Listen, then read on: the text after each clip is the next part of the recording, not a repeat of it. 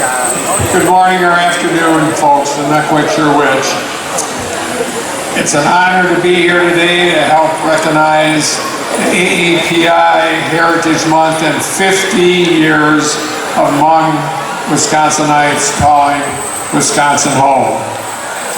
Wisconsin has the third largest Hmong population in the nation, and the rich culture and values of Hmong Wisconsinites make us a better state. Today's event is an opportunity to celebrate Hmong history and what makes this community such an important part of the fabric of our state. Celebrating and uplifting the accomplishments and contributions of the Hmong community, such as it is really important and the key focus of our administration over the last several years. This includes declaring Hmong Lao Veterans Day in 2021 and lowering the flags every year since May 14th, an action I'll be proud to continue in just a few short days. Just last year, I signed a bill to ensure Hmong veterans can have their veteran status displayed on their driver's license or ID.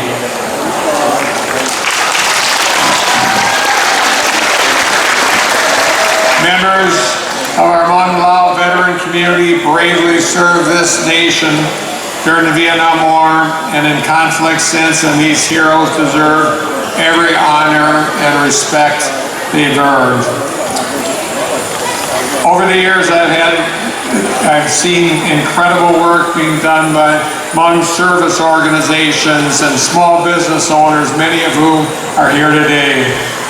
Through several state-led grant programs, I've directed several $1 million to support service organizations and small business owners for their long-term success. And around this time last year, I signed a bipartisan bill requiring schools to include education on the contributions and history of Hmong Americans and Asian Americans here in Wisconsin. And just last week, I visited a program in La Crosse that was all about sharing and honoring the rich histories of our Hmong communities. What started as a project for students has grown into a whole community affair. I look forward to seeing that same commitment to education take shape in schools all across our state. Well, I'm very proud of all that we've accomplished together in the last 6 years. I know our work is far from over. So we must celebrate our shared history that is part of our identities as Wisconsinites and Americans. Folks, diversity makes us stronger, not weaker. Hmong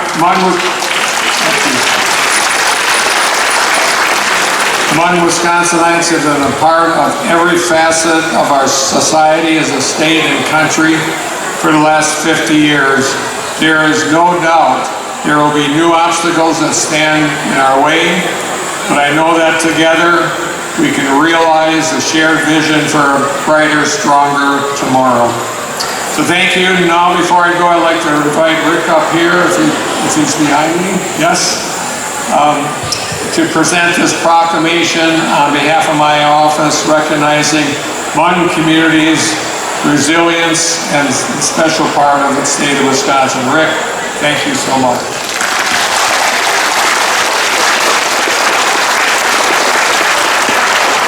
Have a great day, folks.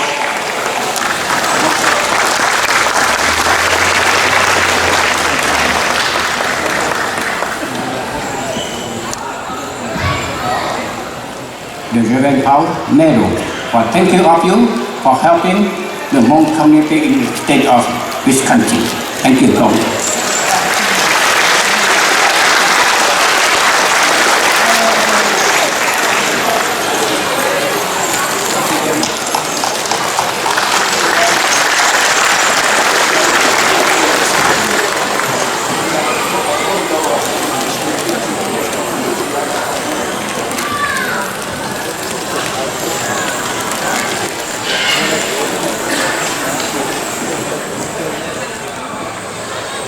ส่วนสิ่งที่น้องมูทอดเจอ Dane County Supervisor Brenda Ya La Shalusha Teno Lahai Opelalu. Let's give a nice warm welcome for Dane County Supervisor Brenda Yang.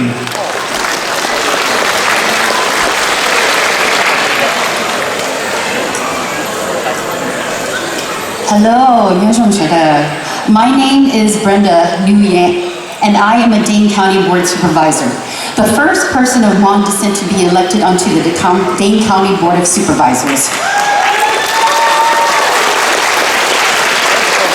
I'd like to say a huge thanks to Brandon Ya and the Wisconsin Hmong 18 Clan Council, who have invited me to come and share a little bit of what I wrote in Dane County to recognize the 50th anniversary of the Hmong people in the U.S. I won't share the entire resolution as it is quite long, but will share my speech and some highlights on our diaspora to the States.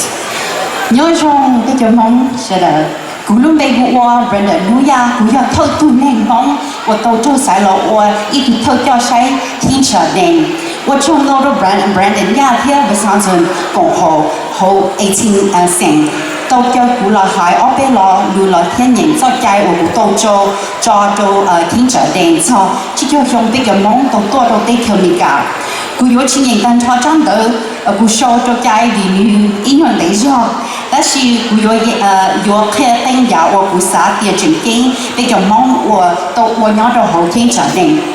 Today is a very special day as we celebrate and recognize the 50th anniversary of the Hmong migration to the United States as refugees.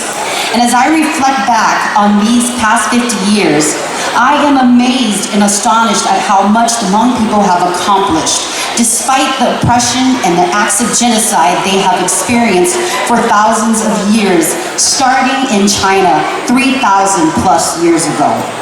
My apologies, but before I continue, since I am limited on time, I will now be speaking in English for the remainder of my time. Nú nó yo inu去sinh hành我被多我给中些天叫错，只叫上的叫忙都做些多做得可米噶，头杀错只叫路上被叫忙动要做得可米噶，要点被杀错被叫忙得给专业，给多去做，要做头等的被路得可要做说得多唔得落了，不把点被叫忙到我点到28车。cho tới chờ ở bên nó, còn nó khi cho lũ tu bảo địa bị hải ninh, giờ địa bị tổ chức địa chỉ sở đông đô hẹn lò, bị chỉnh một bệnh sử tổ bị cái cái cho nó cho ua, bị trồng cho, bị cho lũ, bị cái cho nó cho ua. Thọ chính đó là chỉ một sự hợp tác của hai đàn cho mong thêm mình cả, chỉ một tận tình nó của hai lũ mình cả sự. As I reflect back on these past 50 years, I am amazed and astonished at how much the Hmong people have accomplished, despite the oppression and the acts of genocide we have experienced for 3,000 plus years. Lately, I have been pondering what it means to be Hmong. Is it perhaps our genetics that makes us Hmong? Is it being born into a Hmong family? Or is it perhaps our values of community and prioritizing collective needs over individual needs? Is it about knowing how to speak the language? What does it truly mean for us to be Hmong? There's a well-known phrase in our culture, in the Hmong culture, that states, to be Hmong is to be free. I heard my parents say this as a young age, but I didn't quite understand what it meant till I was older. And as I reflect on the many ways that I am Hmong, I realize that every new generation of Hmong has had to wrestle with these same questions. And despite the challenges of extinction, we have endured and have overcome them, all of them, through reimagining and redefining what it means to be Hmong wherever we reside. This speech is dedicated to my father and all the Hmong soldiers who fought for our freedom. My father, who is a fierce and strong Hmong man, when he was 17 years of age, was recruited by General Phat Baw and his officers to fight in the secret war. I'm going to share with you today a memory that will stay with me forever. Growing up in a Hmong American home was not easy, and I didn't understand my parents, especially my father. I didn't understand why he was so withdrawn from his children, why he only chose to speak to us when we were in trouble or had done something bad. He always showed the side of him that was strong and authoritarian. But I remember during my first year of college, I came back home for Christmas break and my father asked me to attend one of his therapy sessions as a translator. During that time, Hmong translators did not exist, and their children or whoever knew how to speak English would be the translator. So now you guys know why I do a lot of work on language access and language justice, because it's so important. At that time, I had no idea that my dad was seeing a therapist and that he was struggling with depression. In my eyes, my dad had always been a pillar of strength, and I never imagined that he would need therapy. He shared his struggle with depression and the trauma that was inflicted on him during the Secret War, his struggles of being an immigrant, having to navigate the customs and the cultures of America, and how learning the English language was such a struggle. My father broke down into tears, and that was the very first time I had ever seen him vulnerable. It was a lot for me to take in, all the while attempting to translate everything that he voiced. I had no idea of the depths of his experience and how traumatic his experience truly was. Hmong boys were recruited to be in the Secret War from as early as the age of 10 years, while American boys couldn't serve till they were 18. Hmong soldiers died 10 times more compared to American GIs. Hmong soldiers received 2,000 kip, which in US dollars at the time was $3 per month, compared to American soldiers who made earnings from $197 to $339 per month.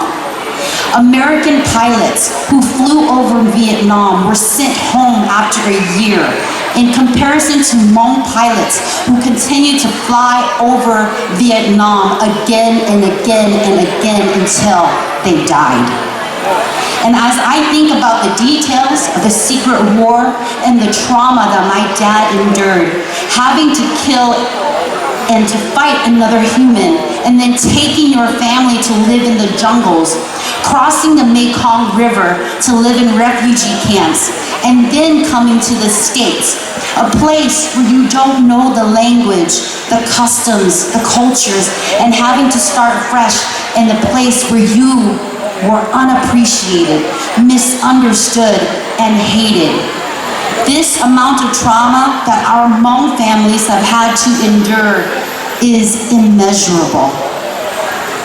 When we look at all of the accomplishments the Hmong people have made, I am in awe of how much we have accomplished, despite the horrors that we have faced. But because we have faced so many horrors for so long, we carry with us not only resilience, but incredible trauma. But despite this trauma and despite the challenges, we have overcome all of it. How can this be? Research shows that those who have a firm understanding of their cultural background, their upbringing, their identity, and their history are more likely to advocate for not only themselves, but other people groups. This is why cultural preservation, the value of cultural identity, knowing your history, the good and the bad parts, can only help all of us to reconcile our past traumas and build continued resilience. The Hmong people aren't perfect, and we know that. We have a lot of trauma to unpack. But I know that as long as we continue to look inward and not allow anyone else to define who we are doing the work to stop the cycle of abuse and suffering, because healing happens when we look inward. In Dane County, the Hmong people have done just that. Ever since the arrival of Hmong families in Dane County, families like Yacha, who is a veteran and a soldier in the Secret War, is one of the first Hmong families to live in Dane County at the Bayview Community Center and still lives there to this day.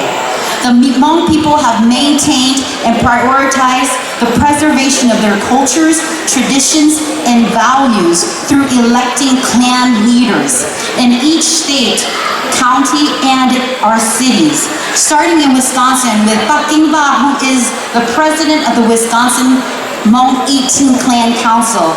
And in Dane County, each clan has its own leadership known as Daesing. The Va clan, Nia Hu Va. The Li clan, Ba Ning Li. The Lo and Pa clan, Bijak Lo. The Ta clan, Ba Ying Ta. The Vu clan, Peter Vu. The Xiong clan, Chu Hu Xiong. The Yang clan, Zhao Zhuo Ya. The Jia clan, Fu Stephen Jia. And the Mo clan, Blia Vu Mo. These are all our leaders in Dane County.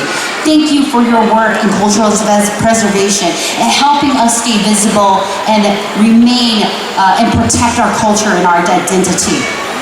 Hmong people in Dane County have used their trauma to build support systems and programming to preserve their identity and values through culturally relevant programming and partnering with local government, public schools, and nonprofit organizations to promote the significance of cultural awareness, identity, and the impact of building comprehensive community services. Individuals like Manila Gu, and who is the CEO of Grand Journey, or Dua Va, who is the CEO of the Southeast Asian Healing Center, along with Mai Zhongfu and Tse Ping He, who has led the Hmong Institute and have done tremendous work in Dane County, stopping these cycles of trauma with their work.